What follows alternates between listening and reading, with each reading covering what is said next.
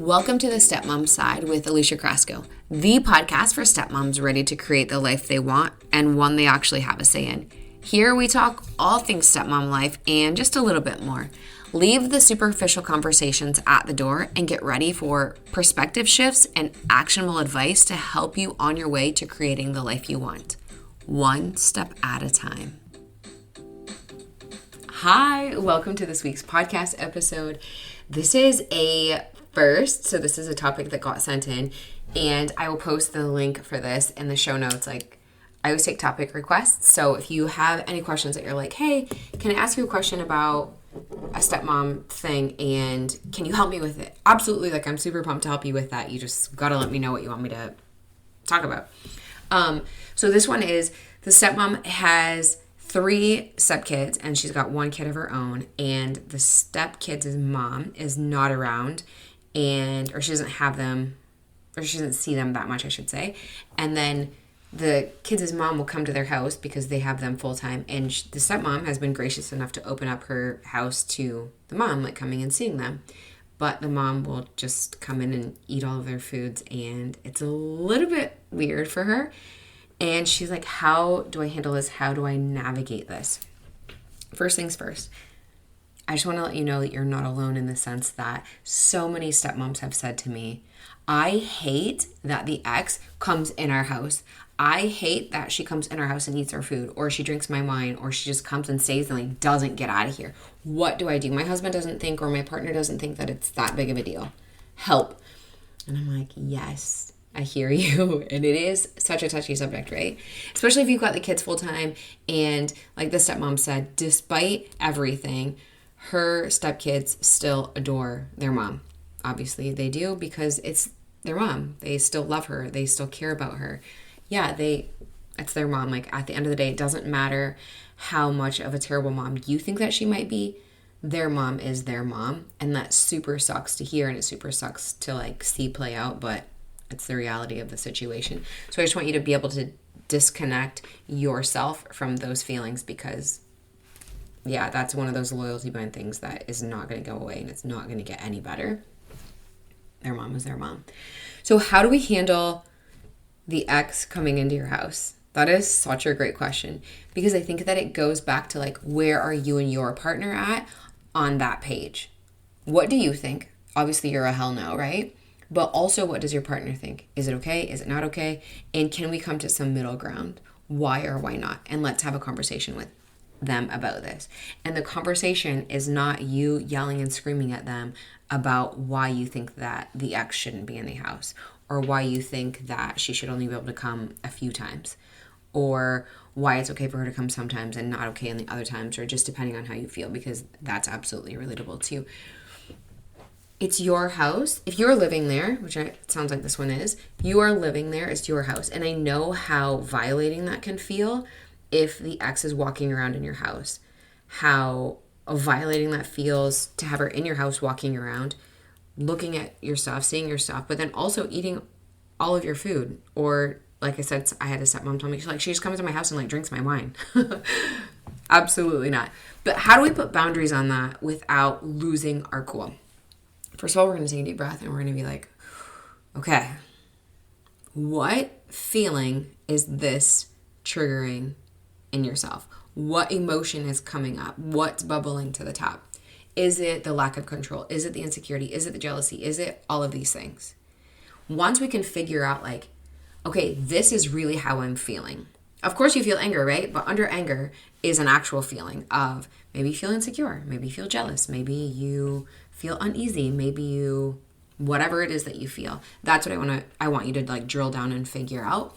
What am I actually feeling?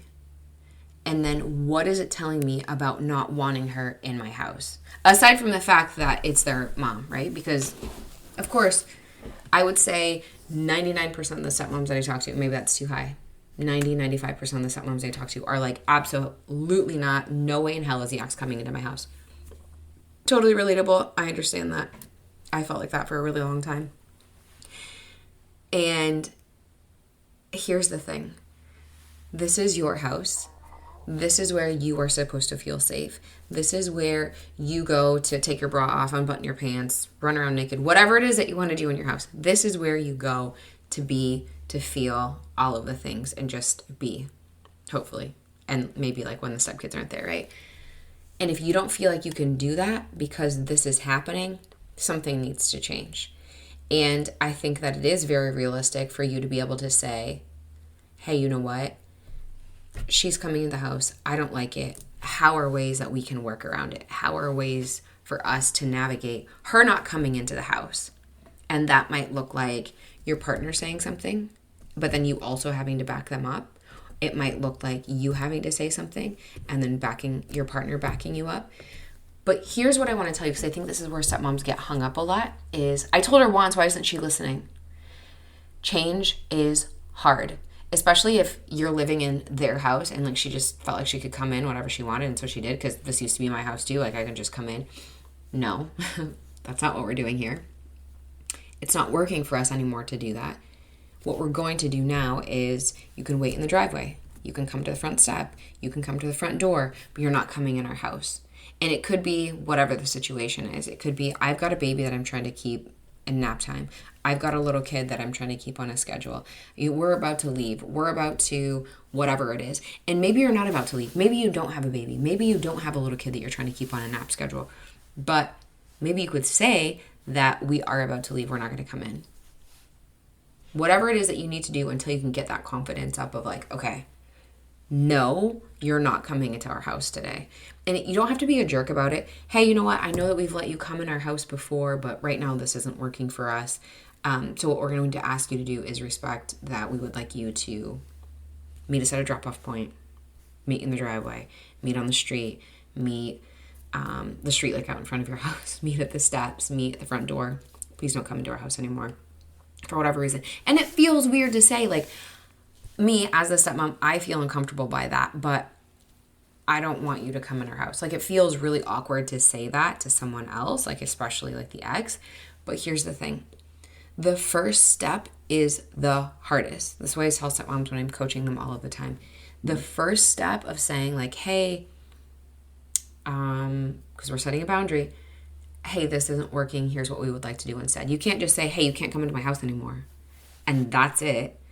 I mean, you could say that, but then there's going to be like 18 million questions, right? So if you're going to present a problem, present the solution too. The problem is they are no longer allowed to come in your house. The solution is we can meet you in the driveway. We can meet you at the front of the steps. We can meet you at the door. We can meet you at your house. We can meet you, at a drop-off point, whatever that looks like for you.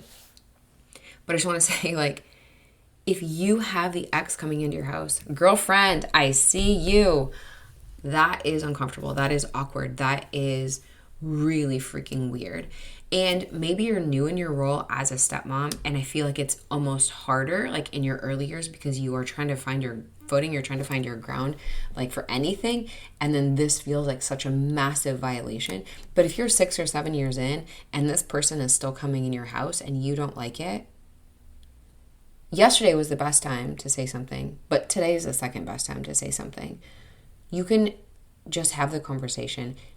Like I said before, like, hey, I know that we used to do, or I know that you've been allowed to come in the house, but right now it's not working for us.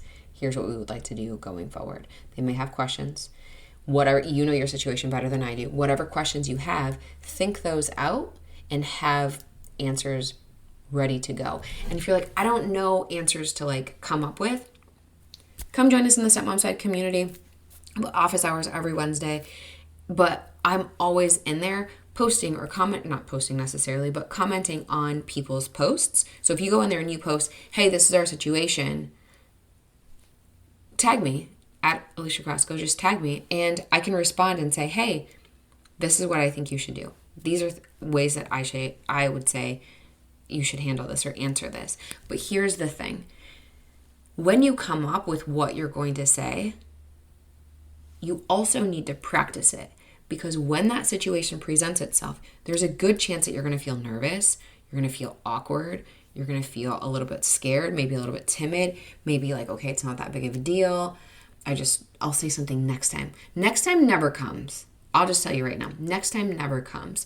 So what you need to do is practice what that's going to look like what tone you're going to use, what your facial expression is going to say. Because if I say, I don't want you coming in the house anymore, or you used to be able to come in our house, but not anymore, sounds and looks a lot different than, hey, you know what? You coming in our house isn't really working for us anymore. So we're going to start meeting you at the driveway or the steps or the front door or like a different drop-off location, like what works for you. The face, the tone, everything looks a little bit different. And give everyone a little bit of grace to navigate this. If your partner is giving you a little bit of pushback, there's a good chance because this is what they've always done and it's always worked for them, or they don't want to rock the boat, which is a different story for a different day, different topic to discuss. But everyone needs a little bit of grace on navigating this new change that you're trying to implement. It is going to be awkward. It's new change for you to even like say something, right? So that's why we practice it. That's why we give ourselves grace. And maybe the first time the situation presents itself, you fall and you don't say anything. And you're like, oh my gosh, how could I be so stupid to not do this? We're not doing that. We're not. No, there's absolutely no berating yourself about what you should have done, what you could have done. No, this is your first time. It's scary. It's awkward. It's weird. You're rocking the boat. Like everything's been going okay for however long. And now you're coming in and you're like, nope, not anymore. It's going to be weird. That's okay. That is normal. Give yourself the grace. So if, the ex says, okay, I'm pretty sure they're going to be like, yeah, sure. I absolutely will not come in your house anymore. Probably not. But if that's your situation, cool. And then like the next time they forget, it is annoying. It is frustrating. It is anger that's going to boil to the surface. Give everyone a little bit of grace here to like, okay, this is new. We need to work through this change, including your partner. Everyone needs a little bit of space and grace and time to just get it together, if you will, to like learn this new normal. And if for whatever reason right away it's not followed, it's not because of you. It is not because of you. Because you and I could switch places, and guess what? The exact same thing is going to happen. Maybe they'll forget. Maybe maybe my partner would let them come in if I wasn't here. But then was like, oh shoot, I totally forgot. It's not because of you. It's just the role that you're in. I promise you. So if you're struggling with the ex coming in your house, the first step is the hardest of like deciding that you're going to say something. It sucks. I'm sorry. I see you. I get it. And if you need more support on this, or you want some more support, Stepmom Said community is where it's at. If you need coaching about it, hit me up. I'm your girl. But I will chat with you next week. Thanks for taking time to listen to this week's episode. If anything was helpful or resonated with you, please share it on social media and tag me. I'm just at Alicia Crosco. And if you could leave a 5-star rating and a review while you're at it, that would also be really helpful. And if you find yourself struggling with your stepmom journey and you want a little bit more support without the hefty price tag of coaching, you might want to check out the Stepmom Side community, which is my own private community for stepmoms, where you get to connect with other stepmoms around the world and myself, where I hold weekly office hours and monthly group coaching. It's kind of like you have your own personal coach in your own back pocket. Again, without that hefty price tag. See you next week.